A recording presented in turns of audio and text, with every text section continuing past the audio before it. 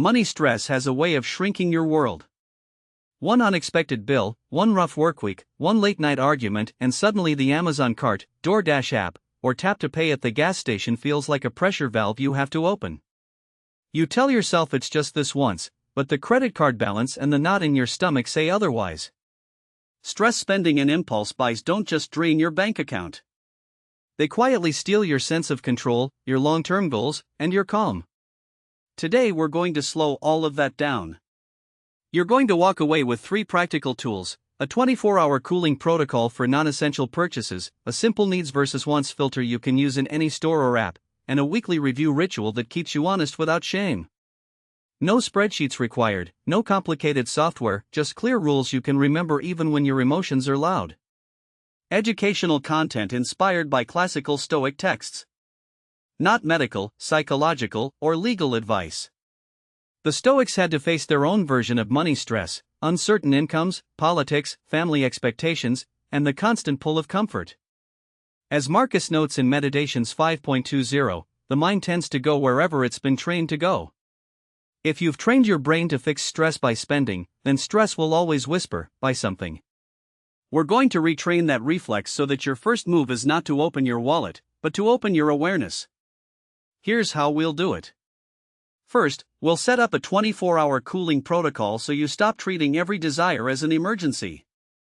Next, we'll map the link between stress and spending so you can see the pattern before it sweeps you away. Then, we'll build a simple needs versus wants filter you can run in your head in just a few seconds. After that, we'll add some guardrails around your environment, things like card storage, notifications, and spending limits so your surroundings support your intentions. Finally, we'll install a weekly review ritual that keeps everything aligned with your values and goals, even when life in the US or Canada gets hectic. Stay with me until the very end, and while you're here, hit like, tap subscribe, and share your thoughts in the comments. These tools work best when you see them as skills you practice, not perfection you either have or don't have. You're not bad with money. You're a human in a noisy world. Let's give that human some clear, Stoic rules to stand on. The first shift is simple to say and hard to live: no non-essential spending under emotional weather. The rule is this: any purchase that is not clearly a need, like rent, basic groceries, medication, or essential transportation, goes through a 24-hour cooling window. If it still matters after you've slept on it, you can reconsider. This matters because stress and urgency compress your thinking. A cooling window gives your rational mind time to catch up. Psychologically, this works because most impulse desires are tied to mood, not true utility. When you're exhausted or anxious, the brain overvalues short-term relief and undervalues long-term consequences. A fixed delay breaks that bias. You separate "I feel like buying" from "I've decided to buy." By making the rule time-based instead of emotion-based, you don't have to argue with yourself every time. The clock does the work. Here is your microscript: if it's not a need, I don't buy it for 24 hours. You can say it out loud, write it on a sticky note near your computer, or save it as the name of your main shopping list. The wording is important. You're not saying "I can't buy it." You're saying "I haven't bought it yet." That preserves your sense of choice while still protecting your budget. Picture this in a North American week.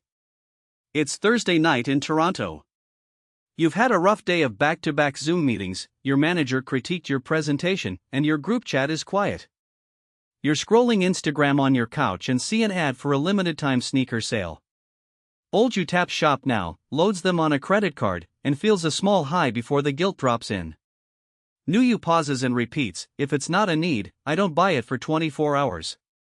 You screenshot the sneakers, drop them into a cooling list note on your phone, and close the tab. The next evening, after work and a normal dinner, you look again. They're still nice, but you realize you already have 2 pairs you barely wear. The urge has cooled. You move on without adding to your balance. Your tiny action today: create a 24-hour list in your Notes app or on paper. Every time you feel like buying a non-essential item, put it on the list with the date and time. Do not buy anything from that list until at least 24 hours have passed. Even trying this with just one category, like clothes or gadgets, will give you data about how many urgent desires disappear when you give them time. The next shift is to stop treating stress spending as a random failure and start treating it as a pattern you can see. The change is this: whenever you feel the urge to buy under stress, you name the trigger and the emotion before you reach for your card or phone. This matters because unexamined urges feel like commands, named urges feel like options. This works because of how awareness rewires habit. When you connect "I want to order takeout" with "I'm actually lonely" or "I'm avoiding a hard email," you loosen the link between problem and purchase. You move from automatic reaction to intentional response. Money is no longer the first tool you reach for, it becomes one option among many. Over time, your brain starts predicting, "Whenever I'm stressed, we write and breathe first," instead of, "Whenever I'm stressed, we spend." Your microscript, "Right now I feel emotion because trigger." Spending won't fix that. You fill in the blanks honestly. Right now I feel overwhelmed because my car repair wiped my savings. Right now I feel embarrassed because my date was cancelled. The last sentence reminds you that a purchase can't repair the real wound. Imagine a day in Seattle. You're driving home in rush hour traffic after your kid's daycare called to say they're raising prices. Your chest feels tight. You're frustrated with the cost of everything. When you park, your first impulse is to pull up a food delivery app. You tell yourself, "I deserve this." Instead, you sit in the driver's seat for 60 seconds and say, "Right now I feel cornered because childcare just got more expensive." Spending won't fix that. You still want the pad but the spell is weaker. You decide to go upstairs, boil some pasta, and talk to your partner about a plan for the new daycare cost. You might still choose takeout once in a while, but now it's a decision, not a reflex. Your tiny action today: catch one spending urge in the wild. When you feel like buying under stress, pause long enough to say the script once, out loud or in your head. Don't try to fix your entire budget at that moment. Just prove to yourself that you can see the urge as an urge, not a command. Now you're ready for a filter that turns vague "be responsible" advice into something you can actually use in a store or app. The change is this: every time you consider buying something, you ask, "Is this a need for this week, or a one I can schedule?" It matters because without a clear line, everything feels semi-necessary, and marketing language is designed to blur that line even more. This works because of a core Stoic idea Epictetus emphasized: you control your choices, not external events. The price of eggs or the economy is not under your control. Whether you treat a scented candle, concert ticket, or new hoodie as essential is. By anchoring the question in time, "for this week," you force your brain to consider your real life, not the advertising fantasy. Needs are things that protect your health, safety, or basic functioning in the near term. Wants are everything else, no matter how emotionally loud they feel in the moment. Here is your microscript: is this keeping me safe, working, or connected this week? Or is it a comfort I can schedule? If the answer is safe, working, or connected, it's likely a need: winter boots in a Canadian snowstorm, a bus pass to get to your job, basic groceries so you aren't skipping meals. If it's comfortable you can schedule, like a new throw blanket, a second streaming service, or premium coffee pods, you move it to a future plan. Picture this in practice in a US context. It's the middle of January in Minneapolis, and you're standing in a big box store. In your cart, weekly groceries, a heavy winter coat because your old one is torn, and a stack of decorative storage bins you saw on TikTok. You're about to walk to the checkout when you pause and ask, "Is this keeping me safe, working, or connected this week? Or is it a comfort I can schedule?" Groceries and coats clearly pass the test. The bins don't. They'd be nice, but your stuff can wait in its current drawers for another month. You put the bins back and decide to add them to your wants to schedule list for when you've paid down a bit more debt. You walk out feeling strangely lighter, not because you got more things, but because you made a choice that lines up with your priorities. Your tiny action today: write that question on a note in your wallet or as the lock screen on your phone: need for this week, or one I can schedule? Use it once the next time you're in a store, on Amazon, or in any app that can take your money. Notice how just asking the question slows the moment and makes you think. Once you've got a cooling window and a needs versus wants filter, the next move is to decide your spending before the stress hits. The change is simple: you pre-decide a weekly flex money amount and where it goes, instead of letting every mood negotiate with your entire paycheck. This matters because undefined money always gets claimed by the loudest voice, usually stress, boredom, or comparison. Why this works is part math, part mindset. When you assign dollars to categories before the week starts, groceries, gas, minimum debt payments, plus a realistic amount for non-essentials, you turn fog into lines. You're no longer wondering, can I afford this, in the aisle? You're asking, does this fit inside the flex money I already chose? The decision moved upstream. That reduces decision fatigue, which is one of the main drivers of impulse buying after a long day. Your microscript, this is my flex money for the week. I don't spend anything beyond it, I just choose how to use it. You can say it on Sunday evening when you look at your accounts, or on Friday afternoon when you get paid. The key word is my. You chose the number, you own the boundary. Imagine a week in Dallas. You get your paycheck on Friday. You would think, okay, bills later, but first I've had a rough week. I'll grab takeout, maybe buy a new game, and deal with the rest later. By Monday, you're stressed again because the account balance is lower than you expected. Now you sit down for 10 minutes with your banking app. You set aside fixed amounts for rent, utilities, transit, and minimum payments. You see that, after those, you have $180 left for the week. You decide that this is your flex money, $60 for eating out, $40 for small treats like coffee or snacks, $80 for whatever else comes up. On Wednesday, when coworkers invite you to an unplanned happy hour, you check your mental tally, you've already used $50 of the eating out portion. You go but order one appetizer and a club soda instead of 3 cocktails. The next day, when you see an ad for a limited edition hoodie, you know it would blow your flex money. You put it on your wants list instead of in your cart. Your tiny action today, choose a flex money number for the upcoming week, even if it's small. It might be $40, it might be $400, depending on your situation. Write it down and label it clearly, this is my flex money from date to date.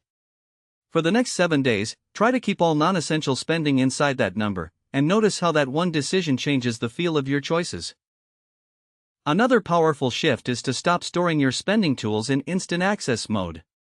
The change, you increase the friction between your emotional self and the ability to spend by default. This matters because almost every modern platform, from streaming services to online retailers, is designed to remove steps between want and buy. If you add steps back in, you make space for your wiser self to show up. This works for a simple behavioral reason: humans are lazy in a good way. If something is even slightly harder, we do it less often, especially when we're tired.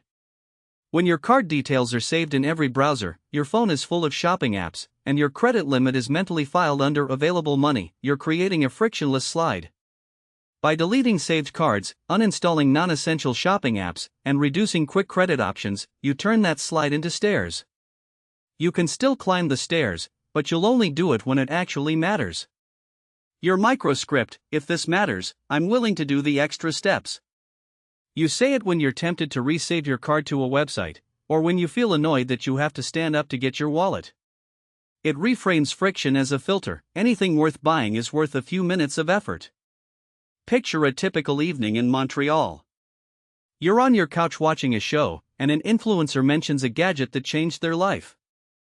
There's a direct link in the description. You taps it, and the site loads with your card already saved. 2 taps later, it's on the way. You has deleted saved cards from browsers and removed one-tap shopping wherever possible. When you click through, you're asked to enter your full card number. You pause. Your wallet is in your coat, hanging in the hallway. You sigh and ask, if this matters, am I willing to do the extra steps? Half the time, the answer will be no.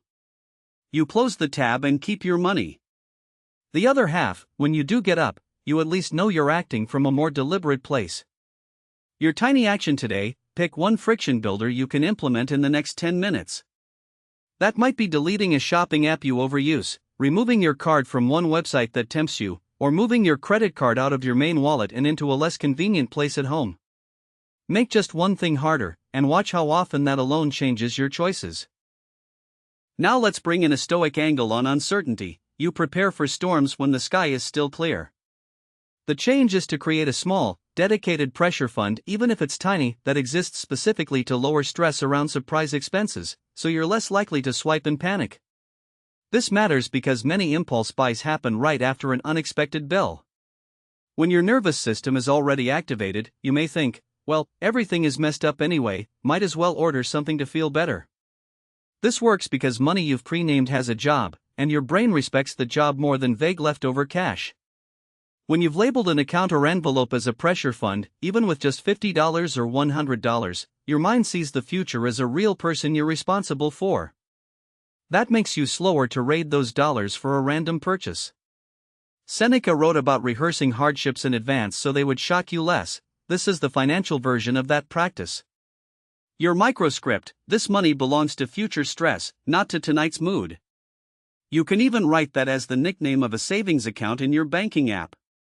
Each time you transfer a small amount into it, you're casting a vote for your calmer self tomorrow, next week, or next month. Imagine a scenario in Vancouver. Your car's brake light comes on, and the mechanic tells you the repair will be $600. Old you, with no buffer, would feel flooded. You'd put the whole amount on a credit card and walk out feeling resentful and shaky. That night, exhausted and frustrated, you'd grab your phone and order an expensive dinner and a new pair of headphones because this week has been awful. New you has been building a pressure fund slowly, adding $20 here, $15 there. You only have $180 in it, but it's something. When the repair hits, you move that $180 to the bill, put the remaining amount on your card, and say, okay, this still hurts, but at least I helped myself. That night, when your thumb hovers over a food delivery app, you remind yourself, this money belongs to future stress, not to tonight's mood, and choose to make something at home. You can still treat yourself another day, but you don't turn one bad event into 3. Your tiny action today: if you don't have any buffer, start microscopy. Open a separate high-yield savings account or create a labeled envelope, and put $5 or $10 in it. Name it pressure fund or stress buffer. The amount doesn't matter yet. What matters is training your mind to see future stress as something you can prepare for instead of something that always blindsides you. You now have tools for single moments, but money habits are built over patterns of time. The next adjustment is to install a simple weekly review ritual that feels more like a film study than a courtroom.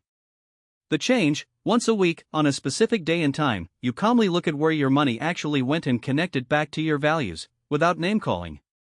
This matters because what you don't look at, you can't improve. This works because regular, low-drama exposure reduces fear. When you treat your bank statements like a horror movie, you avoid them until it's too late. But if you treat them like a game replay where you're just analyzing last week to make slightly better plays next week, you're more likely to stick with it. You teach your nervous system that numbers on a screen are information, not judgment. Over time, your spending aligns more with what you say matters, because you're actually looking. Your microscript: I'm not here to punish myself, I'm here to learn from last week's plays. Say it right before you open your banking app or your credit card site. You're stepping into the role of coach, not prosecutor. Here's how it might look in a North American life. Every Sunday at 5 p.m. in Boston, you make a cup of tea, sit at your kitchen table, and open your accounts. You quickly write 3 columns on a sheet of paper or in a simple note: needs, wants that felt good, and wants that didn't feel worth it. You scan your transactions from the last 7 days and roughly mark each one. Rent, utilities, groceries, and transit go in need. The coffee with a friend and the movie night go in, and I want that to feel good. The random late-night online order you barely remember goes in wants that didn't feel worth it. You don't argue with the list. You just look at it and ask, what's one thing I want to repeat next week, and one thing I want to do less of? That's it. No elaborate categories, no shame storm. Your tiny action today: choose your review day and time. Put it in your calendar with a gentle label like money check-in and a 10 to 20 minute block. This week, when that time comes, open your main account and just count how many transactions were needed and how many were wanted. Don't change anything yet. Just observe.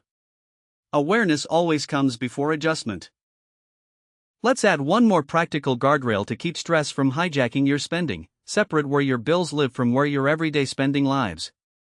The change is this: you keep one account or card for fixed obligations and another for flex spending, so a bad week of impulse buys doesn't accidentally steal rent or mortgage money. This matters because when everything is mixed together, it's easy to think, there's money in there, without realizing that most of it is already spoken for. This works because mental accounting is powerful. When you see one big number, your brain treats it as available, even if most of it has jobs. But if your rent, utilities, insurance, and other non-negotiables are paid from a separate lane, you can stress spend less out of sheer guilt and fear. You know the essentials are covered. You're no longer using the same pool for survival and for Starbucks, which makes it easier to pause before you swipe. Your microscript: this account is for obligations, that account is for choices. Even if you only set up a simple version like one checking account that receives your paycheck and pays bills, plus one debit card you load each week with flex money, the distinction is powerful. You repeat the script whenever you transfer money, so your brain learns the boundary. Imagine a life in Calgary. You get paid on the 1st and 15th, you would let everything hit one checking account. When your friends text you on the 3rd, let's do a weekend trip, it'll be cheap, you glance at your balance, see a few $1,000s, and say yes without checking what's scheduled to leave. Later in the month, you scramble to cover a car insurance payment. You set up automatic payments for rent, utilities, and insurance from one account. On payday, you immediately transfer a set amount, your flex money for that pay period, to a second account linked to a separate debit card.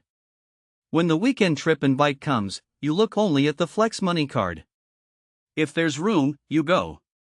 If there isn't, you might suggest a lower cost plan or decide to skip this time. Either way, your core obligations stay protected. Your tiny action today: if you have more than one account already, decide which one will be your obligations lane and which will be your choices lane. If you only have one, consider opening a no-fee second account or using a prepaid debit card you can load weekly. Even if you start with a very small weekly transfer, you'll feel the difference of knowing your bills are in one place and your daily spending lives somewhere else. Now it's time to see how these ideas look in one real, composite story. Meet Alex, a 34-year-old project coordinator living in Chicago. Over the past few years, Alex has built a decent salary but also a decent pile of credit card debt. Every time work gets stressful or family drama flares up, the same pattern plays out: a treat-yourself food delivery, a late-night online order, and then a wave of shame when the bill arrives. Alex has tried strict budgets before, but they felt like crash diets, fine for a week, impossible to sustain. One Sunday, after a particularly rough month, Alex decides to try a different approach. Instead of promising to never eat out again, Alex picks 3 concrete moves. First, there's the 24-hour cooling protocol. Alex creates a 24-hour list note on the phone and writes the microscript at the top: if it's not a need, I don't buy it for 24 hours. Second, Alex sets up a weekly review ritual. Every Sunday at 4 p.m., a calendar reminder pops up for money check-in. Third, Alex opens a second checking account online and calls it Flex Money, planning to move a set amount into it each payday. The first real test comes that Wednesday. Work has been chaotic, a client changed the project scope twice, and Alex's manager sounded irritated in a meeting. On the commute home, Alex scrolls through social media and sees an ad for a weekend sale on noise-canceling headphones. The urge hits hard. Old Alex would already be in the checkout. New Alex pauses and says quietly, "Right now I feel anxious because work feels unstable." Spending won't fix that. Then, is this a need for this week, or a want I can schedule? Headphones clearly don't qualify as a need. Alex adds them to the 24-hour list instead of the cart. On Sunday, during the money check-in, Alex sees the week's transactions laid out: rent in transit and needs, a coffee with a friend and a movie rental and wants that felt good, an impulse app purchase and a late-night snack run and wants that didn't. Alex doesn't call them stupid. Instead, Alex asks, "What's one thing I want to repeat next week, and one thing I want less of?" The answer: keep the coffee with a friend, reduce the random snack runs.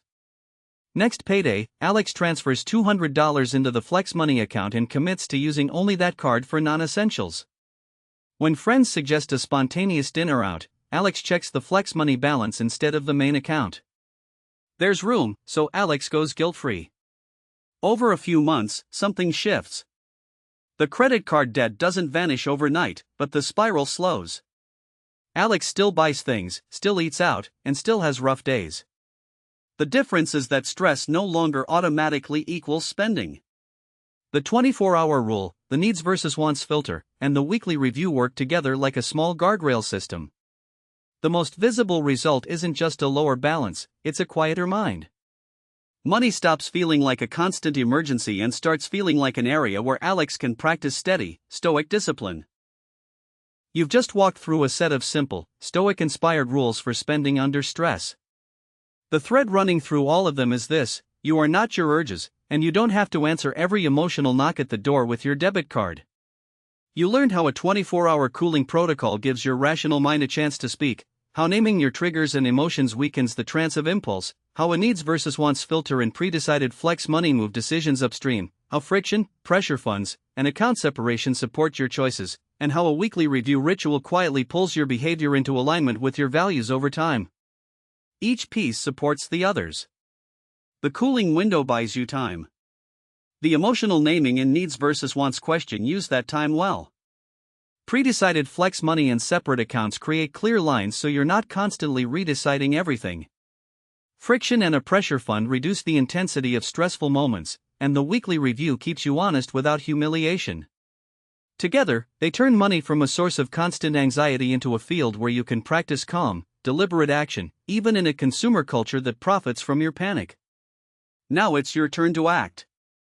First, do today's step. Create your 24-hour list right now in your phone or on paper and commit that every non-essential purchase goes there before you buy. Use the line, if it's not a need, I don't buy it for 24 hours, at least once this week. Second, do today's step, choose a flex money number for the upcoming week, even if it's small, and write it down as my flex money from date to date. Spend non-essentials only from that amount and watch how it changes your sense of control. Third, do today's step, pick your weekly review time, put it in your calendar as money check-in, and when it pops up, spend 10 minutes sorting last week's spending into needs, wants that felt good, and wants that didn't.